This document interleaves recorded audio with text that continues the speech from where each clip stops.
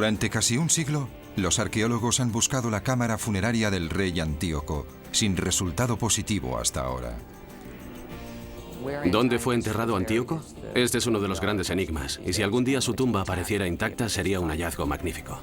La búsqueda ha cautivado a exploradores y arqueólogos atraídos por la idea de encontrar lo que sería el gran hallazgo de nuestro siglo. Creo que la disputa por un tesoro de tal calibre sería muy tentador para cualquier ser humano. La tumba escondida de Antíoco.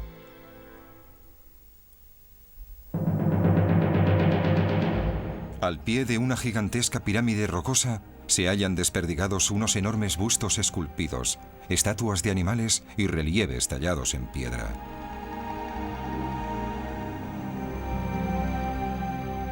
Son los restos de Nemrut Dagi, un extraordinario santuario funerario que perteneció a una civilización perdida que en su momento debió gozar de gran poder y abundante riqueza. Nemrut Dagi es uno de esos maravillosos lugares que, cuando se pone el sol y sus rayos tocan sus colosales estatuas, resulta increíblemente majestuoso, pero al mismo tiempo oscuro, remoto y enigmático. Durante más de 100 años, la posibilidad de que exista una cámara funeraria secreta en el interior del monumento piramidal que se asienta sobre el santuario ha apasionado a los arqueólogos. El mundo occidental empezó a obsesionarse con este yacimiento en 1953. Teresa Goel, una estadounidense audaz y aventurera, inició la excavación del misterioso santuario situado en la cima de una montaña de una remota región del sur de Turquía. Teresa Goel se fue obsesionando en cierta manera con el yacimiento porque cuando estás en él produce un efecto absorbente y quieres saber más y más hasta que te acaba atrapando. Esta exploradora de 52 años buscaba la supuesta tumba del rey Antíoco I, que gobernó el antiguo reino de Comagene, en el Próximo Oriente, 60 años antes del nacimiento de Cristo. Una inscripción en la piedra caliza sugiere que la cámara funeraria del rey se oculta en el interior de este montículo de piedra. También se cree que el mausoleo contiene abundantes tesoros. Teresa Goel, que era judía, trabajaba codo con Friedrich Karl Dorner, un arqueólogo alemán que, según cuenta Goel, había trabajado para Adolf Hitler durante la Segunda Guerra Mundial. Esta extraña suma de esfuerzos añadía interés a una búsqueda que se ha prolongado durante 3 décadas. Hasta la fecha, la tumba de Antíoco no se ha encontrado. Y Nemrut Dagi mantiene oculto uno de los mayores tesoros de la historia.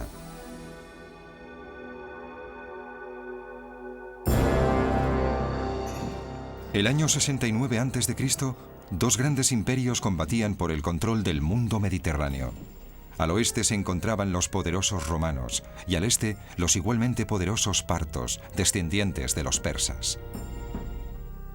Pero entre estas dos superpotencias, en el sur de la actual Turquía, se encontraba el reino independiente de Comagene. Su capital, Samosata, estaba situada a orillas del río Éufrates. La ciudad era un importante centro comercial de la región. Los habitantes de Comagene atribuían su paz y prosperidad a su rey, Antíoco I, perteneciente a una dinastía rica y próspera. El padre de Antíoco descendía del rey persa Darío I. Su madre era descendiente de Alejandro Magno. Gracias a su educación real, Antíoco se convirtió en un político astuto, creativo y con visión de futuro.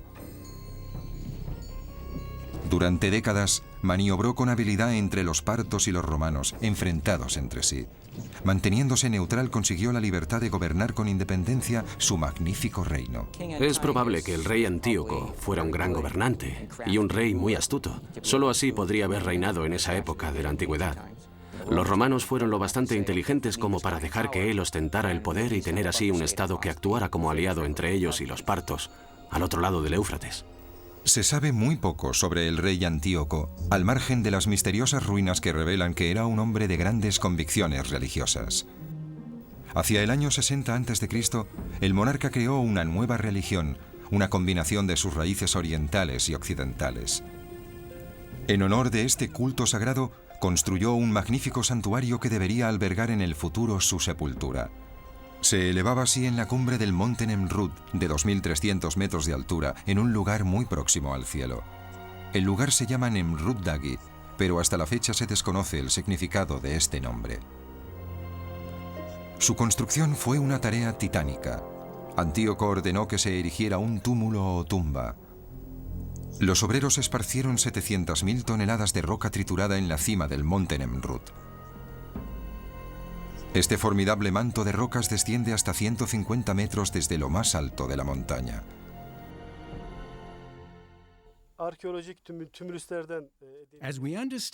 Por lo que sabemos de otros túmulos arqueológicos, los mausoleos se construyen para el noble o el rey y se recubren de arena o esquirlas de piedra.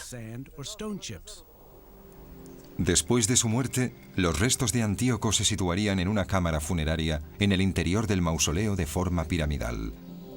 El túmulo de Nemrut Dagi recuerda las pirámides del antiguo Egipto. Y desde que los egipcios construyeran las pirámides, muchas culturas del mundo han utilizado esta forma triangular como símbolo funerario. Además de construir el túmulo, se decoró el santuario con extraordinarias obras de arte. Esta imagen en 3 dimensiones ilustra las terrazas que reflejan la doble ascendencia de Antíoco en las caras este y oeste de la pirámide rocosa. Cada terraza está adornada con una hilera de estatuas de 9 metros de altura. Estas estatuas representan una fusión de dioses griegos y persas como Zeus Oromasdes, Apolo Mitras, Heracles Artagnes y la diosa de la fertilidad, Comagene. Como se consideraba un rey dios, Antíoco colocó su propia estatua entre las demás deidades. Es probable que las estatuas y los relieves en arenisca de Nemrut Dagi se tallaran in situ, de manera que los grandes bloques se subieron hasta allí arriba. La arenisca se habría tallado parcialmente en las terrazas y se colocaron en su sitio con un elaborado sistema de andamios y grúas. Junto a las colosales estatuas se erigieron relieves en arenisca que representaban a los familiares de Antíoco, así como al propio rey estrechando la mano a diversas deidades. El testamento de Antíoco está tallado en la parte posterior de los tronos de los dioses. Se trata de inscripciones en la piedra caliza que aportan gran información sobre esta cultura perdida. En vida del rey, los habitantes subían al santuario 2 veces al año para participar en fastuosas celebraciones en honor del nacimiento y la ascensión al trono de su monarca. Las ceremonias debían ser realmente espectaculares. Se celebraban banquetes y había muchos sirvientes que se ocupaban de todo lo necesario en estas jornadas en el gran recinto de Nemrut Dagi. Se trataba de un acontecimiento realmente importante. Durante las ceremonias, una serie de danzarinas bailaban al son de las flautas mientras una llama eterna flameaba en un altar. Estas celebraciones marcaron la edad de oro de la dinastía de Comagene. Pero esta época gloriosa no iba a durar mucho. Antíoco terminó enredándose en una peligrosa red política al intentar complacer tanto a los romanos como a los partos. Solía sobornar a los emperadores romanos con oro y plata a cambio de la independencia de su reino. Pero al final, sus artimañas no dieron el resultado esperado. Hacia los últimos años de la vida de Antíoco, tuvo lugar una cruenta batalla y se produjeron serias intrigas políticas entre los partos. Algunas fuentes creen que Antíoco podría haber sido asesinado como consecuencia de todo ello. Alrededor del año 34 a.C., el rey Antíoco, el gobernante supremo, falleció. La causa de su muerte está envuelta en un halo de misterio. Sabemos que entre los años 30 y 40 a.C. se produjo el asesinato de un gobernante destacado. El texto romano es ambiguo porque utiliza el pronombre él, de modo que no sabemos con certeza a quién se refieren los antiguos escritores romanos. Yo creo que se refieren a Antíoco y que fue él quien murió asesinado. Si Antíoco fue asesinado, ¿qué hicieron los asesinos, seguramente los partos, con su cadáver? Según las inscripciones en Nemrut Dagi, Antíoco está enterrado dentro de su mausoleo piramidal. Ningún texto romano o persa sugiere otra cosa. Muchos suponen que a su muerte el rey fue divinizado y ascendió a los cielos para ocupar su trono celestial mientras sus restos mortales recibían sepultura. En cuanto a la tumba de Antíoco, creo que podemos afirmar que debía ser majestuosa. Debía contener oro en abundancia, ébano y hermosos recipientes, quizá de plata, que representarían el poder que ostentaba. Tras la muerte del rey, sus descendientes debieron esforzarse por mantener el esplendor de su reinado, mientras la maquinaria de guerra romana se hacía con un mayor control de Asia Menor. Aproximadamente hacia el año 72 después de Cristo, el pueblo de Comagene perdió el control de su tierra soberana. Los soldados romanos saquearon este pequeño estado y lo anexionaron a la provincia de Siria. La mayoría de palacios y edificios fueron destruidos. Nemrut-Dagi sobrevivió al saqueo, pero permaneció en condiciones de absoluto abandono durante más de 1800 años, de modo que la tumba de Antíoco debió ser presa de los saqueadores. Pero el difunto rey dejó un mensaje agorero a quienes entraran sin autorización en su última morada. Si algún hombre roba o viola la entrada de forma impía, no puede esperar un destino feliz. Así es como en el siglo XIX los exploradores descubrieron el misterioso santuario funerario. No sabemos si se produjo un saqueo o si tal vez jamás estuvo ocupado. Aisladas en la cumbre de una montaña, las ruinas de Nemrut-Dagi nos recuerdan la devastación de una civilización olvidada. Durante casi 2000 años, la naturaleza ha profanado el santuario funerario. Los terremotos, la ferocidad del viento y las tormentas de nieve le desposeyeron de su antigua gloria. Las estatuas colosales cayeron de sus tronos. Sus enormes cabezas rodaron por el terreno y muchos de los relieves se hicieron añicos. Únicamente el túmulo piramidal de piedra sobrevivió a los elementos, algo que parece simbolizar el gran poder del rey, que supuestamente yace sepultado en su interior. Las piedras del túmulo no han dejado de desprenderse, y sin embargo sigue pareciendo que están todas en su sitio. No hay ningún hueco, es muy misterioso. Cuando el anterior reino de Comagene cambió de liderazgo y de religión, el santuario fue abandonado. A finales del siglo XIX, los turcos otomanos dominaban la región. Este pueblo practicaba el Islam y adoraba a un único dios, a diferencia de los antiguos peregrinos de Nemrut-Dagi que veneraban a muchos.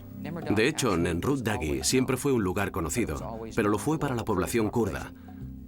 En Occidente era desconocido. De modo que siempre hubo grupos de nómadas que pasaban el verano en lo alto de la montaña y que descendían a los valles en invierno.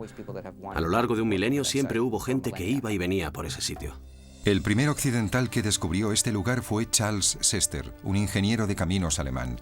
En 1881, mientras reconocía la cordillera al sur de Turquía, encontró unas curiosas formaciones rocosas. Su inusual estilo le hizo pensar que había descubierto unas ruinas asirias. Informó de sus hallazgos a la Academia Prusiana de las Ciencias de Berlín. Al principio, la Academia se mostró escéptica sobre cualquier nuevo descubrimiento en la región. Desconfiaban del hallazgo, pues no entendían cómo había podido pasar inadvertido un espacio así durante todo este tiempo. Pero unos cuantos científicos curiosos decidieron comprobar lo que Sester decía. En 1882, Karl Humann y Otto Puchstein exploraron Nemrut-Dagi. Lo que vieron en la cumbre los asombró. Una pirámide de aspecto extraño que descollaba sobre unas ruinas espectaculares. En la cara este del montículo piramidal, una hilera de estatuas decapitadas, salvo una que estaba intacta y que más adelante sería identificada como Comagene, la diosa de la fertilidad. En la cara oeste, lo único que quedaba eran unas enormes cabezas de piedra caliza esparcidas entre figuras de animales y relieves fragmentados. Hicieron un trabajo espléndido al documentar el lugar en medio de unas terribles condiciones climáticas. Fotografiaron muchos de los restos y copiaron todas las inscripciones que pudieron encontrar. Puchstein era epigrafista, un científico especializado en descifrar inscripciones. Detrás de cada terraza descubrió unos largos muros de piedra caliza con caracteres griegos. Puchstein tradujo el nombre del constructor, el gran rey Antíoco, el dios, el recto, la deidad manifiesta. También descifró un pasaje que afirma que la cámara funeraria de Antíoco está escondida bajo el montículo de piedras trituradas.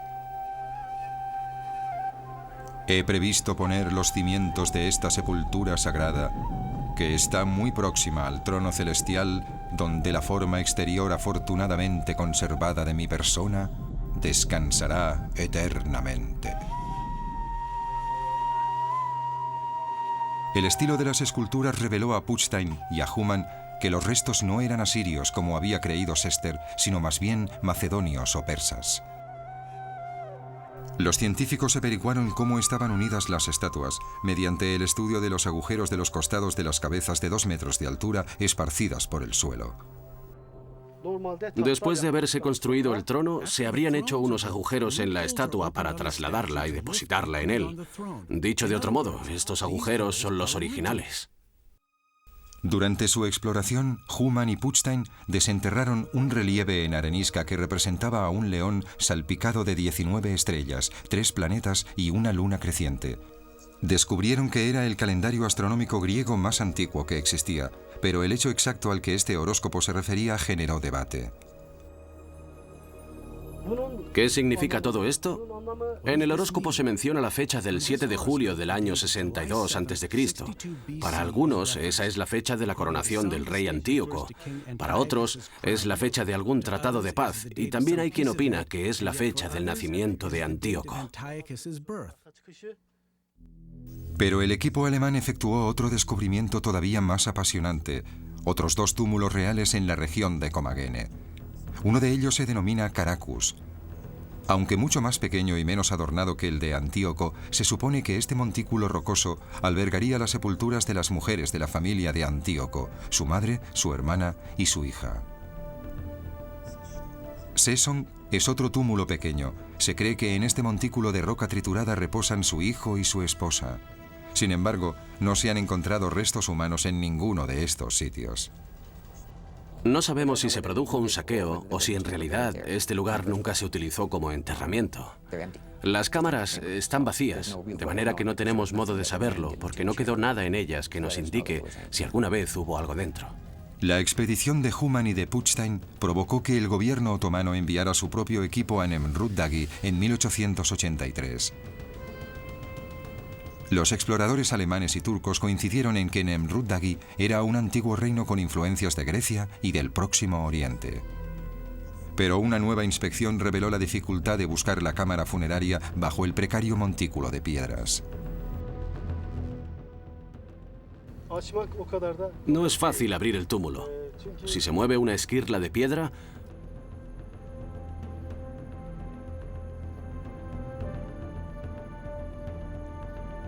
todo el túmulo se desliza y lo sepulta a uno debajo.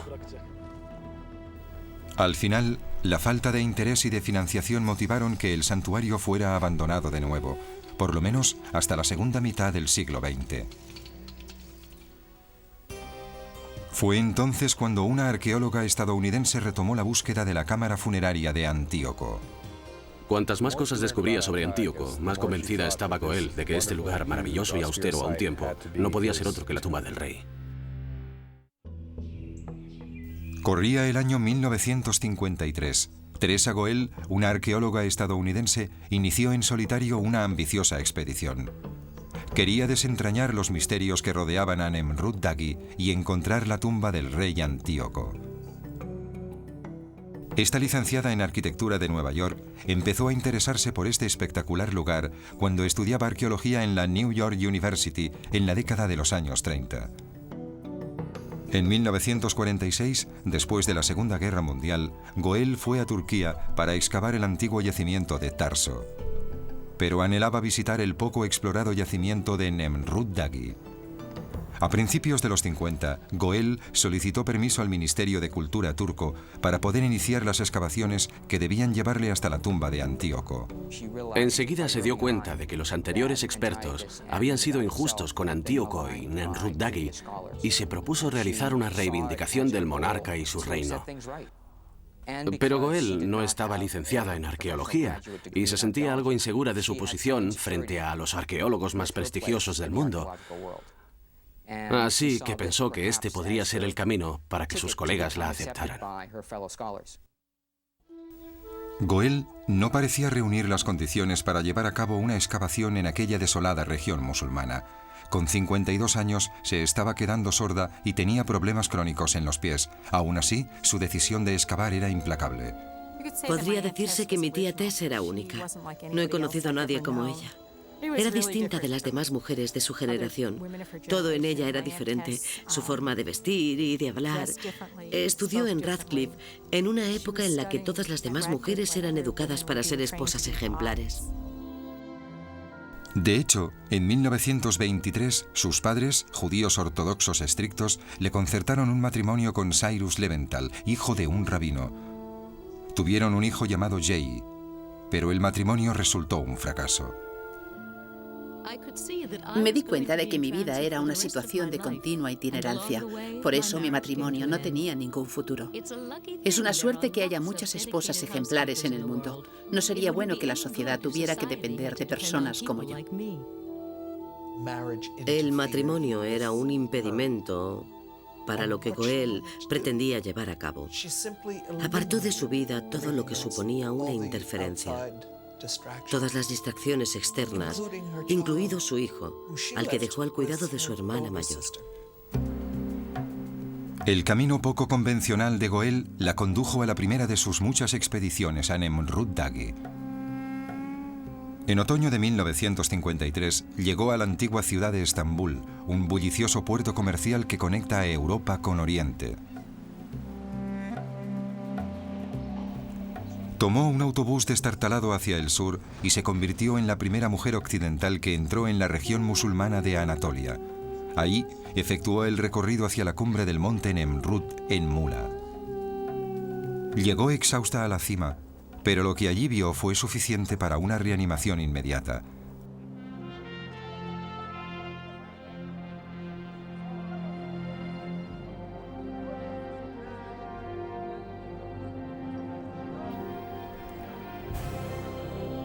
Su principal objetivo al excavar Nemrut Dagi era sacar a la luz su glorioso pasado, pero también estaba decidida a descubrir la tumba de Antíoco, un hallazgo que sería considerado de gran importancia. Goel no estaba sola en esta búsqueda. Friedrich Karl Dorner, un alemán especialista en textos antiguos, también había solicitado el permiso para excavar en Nemrut Dagi. Este epigrafista de 42 años estaba interesado en estudiar las inscripciones de Antíoco relacionadas con la historia de su dinastía. Goel estaba tan interesada en la historia como en la disposición arquitectónica del lugar. Y para ambos, el hallazgo de la tumba se había convertido en una auténtica obsesión. Las autoridades turcas habían concedido el permiso a los que debían trabajar en el mismo lugar conjuntamente, y eso pareció funcionar muy bien al principio. Acordaron que Goel sería la directora de las excavaciones y que Dorner sería su epigrafista. Dorner iba y hacía su trabajo, y después Tessie iba y hacía el suyo. Evitaban así coincidir en el lugar en la medida de lo posible. Los dos mantenían una rivalidad que podría calificarse de amistosa, a pesar de sus evidentes diferencias. Goel era judía ortodoxa y, según ella, Dorner había trabajado supuestamente para Hitler durante la Segunda Guerra Mundial. Friedrich Karl Dorner tenía una personalidad muy fuerte y era bastante contradictorio. Mi padre lo describía como una persona que había trabajado como criptógrafo para los nazis durante la guerra, pero era un profesional excelente. Era la persona más capacitada para leer lo que estaba escrito en esos muros. A pesar de la abierta competitividad, lograron trabajar juntos, ya que Goel se concentró en el yacimiento. Entabló amistad con los campesinos kurdos locales que la ayudaban en la excavación. Se adaptó enseguida a las costumbres musulmanas, hablaba turco y kurdo con fluidez y se ganó el respeto de su equipo formado solo por hombres. Los rituales sociales y religiosos de este lugar son muy complicados. Las mujeres no se arremangan por encima de los codos ni aparecen con el cabello descubierto. Intento actuar siempre con mucho cuidado para no ofender su sensibilidad. Una de las cosas que recuerdo muy bien es su interés por dar atención médica a la gente cercana a Nemrut Dagi. Acudían a ella con alguna infección, les cuidaba y les daba penicilina, y eso era un milagro para ellos. La zona estaba muy aislada en aquella época. Kermit, el hermano de Goel, la acompañó a las excavaciones equipado con una cámara de 16 milímetros. Captó estas excepcionales imágenes del yacimiento. La cumbre era árida y seca. El agua era transportada por mulas desde una fuente que se encontraba situada a más de hora y media de distancia. La higiene no era muy frecuente y el agua estaba helada. Se enfrentaba sola a un entorno hostil. Debió de ser una mujer excepcional para trabajar y resistir en esas condiciones, en unas circunstancias tan difíciles, un espacio tan árido y desolado. Goel y su equipo dormían en tiendas de campaña muy frágiles que apenas los protegían de los fuertes vientos y de las gélidas temperaturas nocturnas. A pesar de la dureza de las condiciones ambientales, Goel no dejaba de alentar a su equipo, ocupándose de proporcionarles una buena alimentación y algún que otro detalle. Llevaba consigo un aparato para hacer helados, chocolate y confites, y cuando notaba que la tensión aumentaba entre los miembros del equipo en el yacimiento, le pedía a su hermano Kermit que fuera a buscar un poco de hielo. Cuando ella decía esto, todos sabían que se trataba de un momento de dificultad. Sabían que debían templar los ánimos. Era ella la primera que se anticipaba con su actitud a crear un ambiente relajado y... Gracias a su generosidad, el equipo kurdo la ayudaba con entusiasmo a resolver los misterios que rodeaban al santuario que se elevaba sobre sus pueblos. Goel quería descubrir quiénes eran estos dioses y por qué Antíoco los veneraba. Y no estaba convencida de que fuera únicamente por influencia helenística. El equipo recuperó las cabezas esculpidas de las estatuas y volvió a unir los relieves que habían estado expuestos a las duras condiciones climatológicas durante más de 2000 años.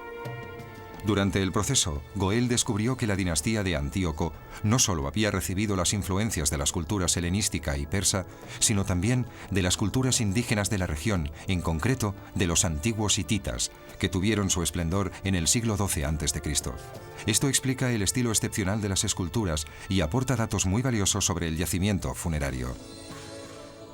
Cuantas más cosas descubría Goel sobre Antíoco, más convencida estaba de que este maravilloso y austero paisaje debía ser su tumba. A continuación veremos cómo se usaron las técnicas de exploración más sofisticadas de su época para encontrar la tumba. Es imposible acceder a esa cámara sin destruir el yacimiento. La obsesión de Teresa Goel por encontrar la tumba de Antíoco solo era equiparable a la de su colega Friedrich Karl Dorner. En público mantenían una relación profesional, pero no sabemos lo que pensaban y sentían entre ellos en privado. Se ha dicho que Teresa estaba enamorada de Karl Dorner, y este sentimiento podría resultar más bien conflictivo, porque ella era judía y él alemán. Y es posible que, además, hubiese pertenecido al partido nazi.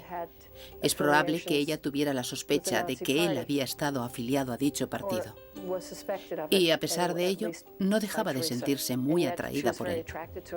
De modo que ahí estaban, en la cima de la montaña, un lugar donde debía fluir el amor y el odio a un tiempo, y también una creciente rivalidad por el descubrimiento de la tumba de Antíoco. La competitividad entre ambos se fue intensificando con los años. Entre 1953 y 1961, Goel hizo 6 viajes a Nemrut Dagi. Estudió y registró las esculturas. También empezó a excavar para encontrar la cámara funeraria de Antíoco. No existe un acceso evidente. Teresa Goel realizó la excavación basándose en el lugar donde se encontraban las cámaras funerarias de otros túmulos reales de Comagene. El descubrimiento en el siglo XIX de los otros 2 túmulos, el de Caracus y el de Sesson, le hizo ser optimista sobre el hallazgo de los restos en Nemrut, a pesar de que estos túmulos se encontraron vacíos. Fue así como empezó a enviar equipos para buscar posibles puntos en los que excavar. Construyeron protecciones de madera para evitar que las piedras cayeran, a pesar de que caían igualmente. Después, utilizaron un equipo sísmico italiano que efectuaba pequeñas cargas de dinamita para captar ecos de lo que llamaban anomalías y que, según tengo entendido, también causaron algunos desperfectos. Durante los años en que Goel abrió túneles para encontrar la tumba escondida, se produjo un pequeño desastre en el santuario. La cabeza de la diosa Comagene, la única estatua que permanecía intacta, se desprendió del torso. Según los más supersticiosos, el espíritu de Antíoco había regresado para maldecir a quienes habían intentado profanar su tumba. Se han escuchado todo tipo de interpretaciones, desde que fue un acto de los dioses hasta que fue por culpa de la dinamita. De todas ellas, la explicación más plausible es que la estatua se fragmentó debido a uno de los terremotos todavía bastante frecuentes en la zona, o que la alcanzó un rayo. Goel no mencionó el incidente en sus cartas, y el episodio no fue un impedimento para su obsesiva búsqueda de la cámara funeraria de Antíoco. En los años 60, Nemrut Dagi ya no estaba relegado a las notas a pie de página de los libros de arqueología. Teresa Goel llevaba trabajando en la cima de la montaña 8 años.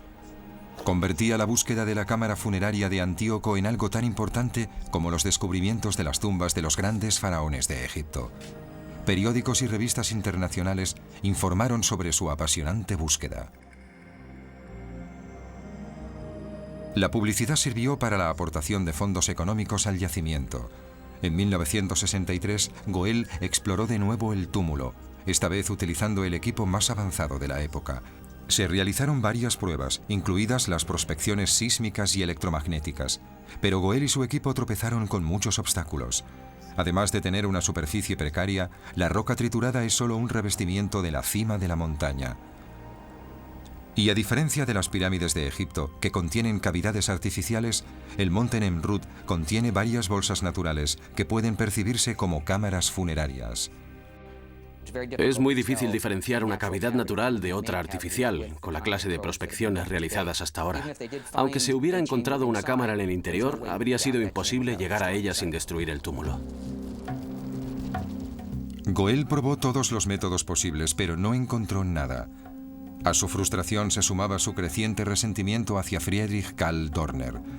Durante una década habían trabajado principalmente por separado, pero a finales de los años 60 se vieron obligados a compartir sus investigaciones para poder publicar sus hallazgos. Trabajar juntos provocaba mucha tensión entre ellos, no solo porque cada uno tenía su propio enfoque científico, sino porque además ambos tenían el sentimiento de que el yacimiento les pertenecía.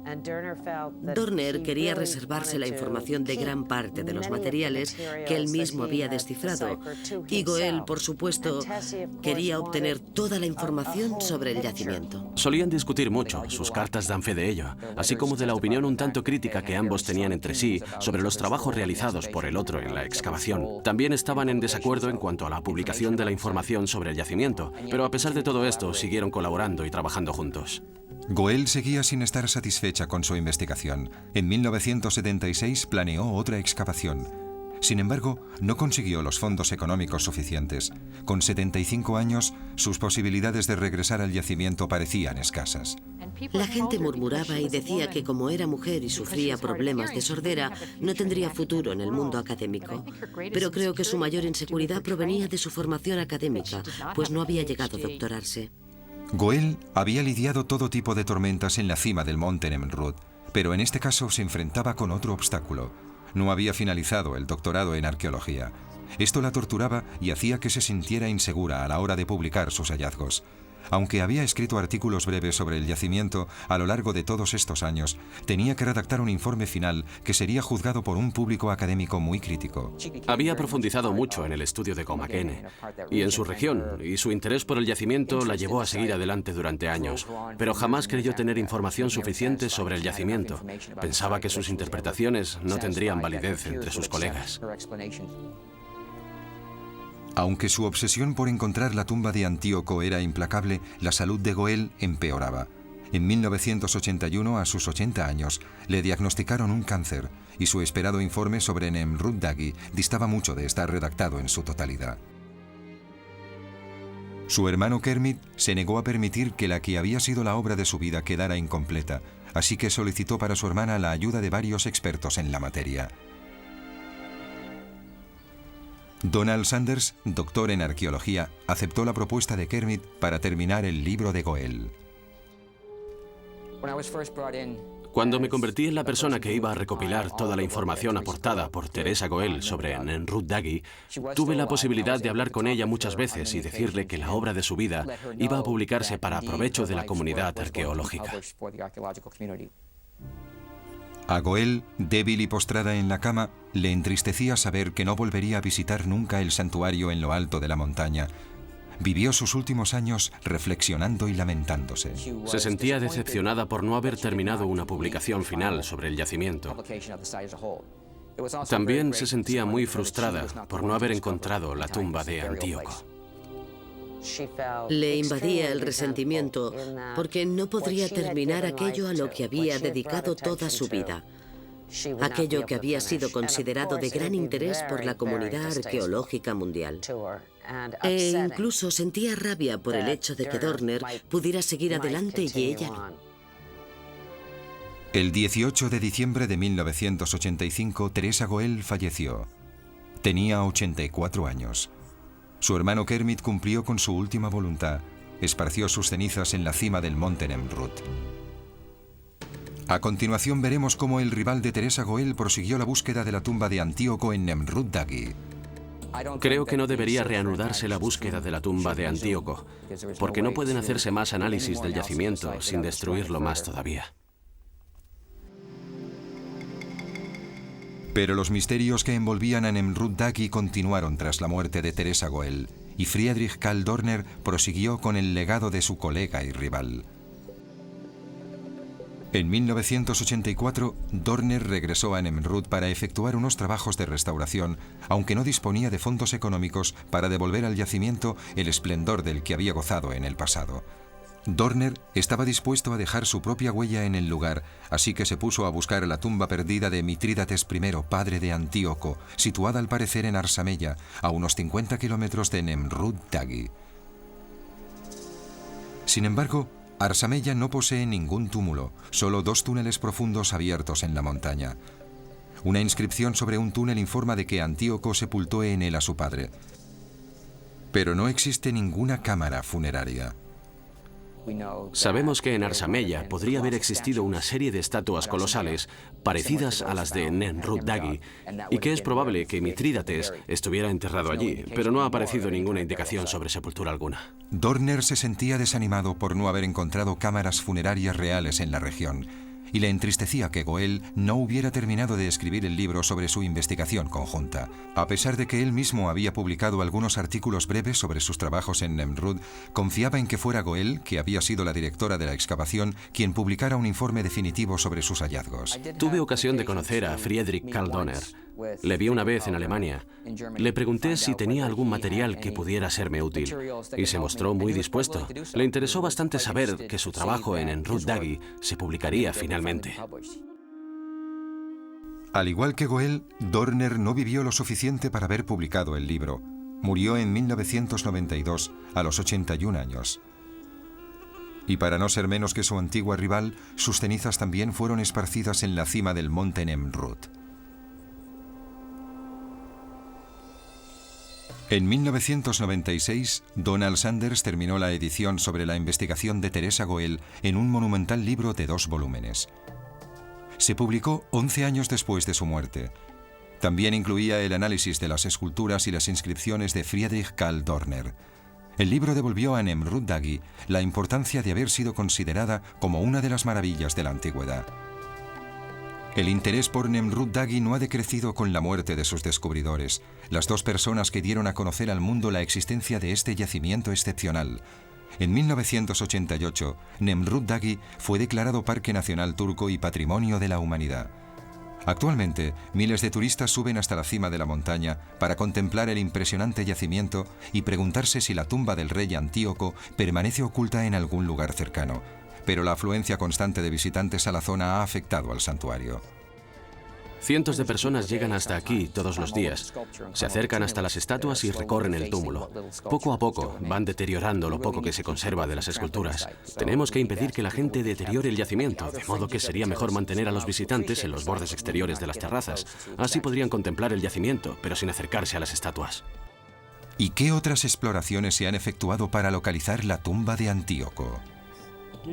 En los últimos años se han realizado varias exploraciones sísmicas en torno al túmulo y se han obtenido algunos datos, pero no se ha determinado todavía dónde podría localizarse exactamente el mausoleo. Pero como arqueólogo, yo creo que Antíoco está enterrado en él. Es la pregunta del millón. ¿Dónde está la tumba de Antíoco? Creo que no debería reanudarse la búsqueda de la tumba de Antíoco porque no pueden hacerse más análisis del yacimiento sin seguir destruyéndolo más todavía. Y no creo que merezca la pena continuar con la destrucción del yacimiento para buscar una tumba que tal vez no se encuentre nunca. Y que en el caso de que apareciera tal vez esté vacía o tal vez no esté intacta. La tumba escondida de Antíoco es solo uno más de los muchos misterios que quedan por resolver. A pesar de que la historia y los trabajos arqueológicos realizados en el santuario están totalmente publicados, siguen habiendo muchas preguntas sin respuesta. Creo que debería seguir siendo un misterio. En mi opinión, la disputa por un tesoro de esta magnitud puede ser peligrosa para la vanidad del espíritu humano. Puede que la tumba siga ahí. No lo sé, pero prefiero ver el yacimiento y valorarlo por lo que es. Creo que lo más importante es el legado histórico, lo que representa en sí mismo. Este es el verdadero tesoro. Cuando visitas el yacimiento, eres consciente de que contiene todos estos secretos y no puedes dejar de preguntarte quién, qué y por qué. Sigue siendo uno de esos lugares maravillosos que emanan una extraña fuerza que es una mezcla de atracción y misterio.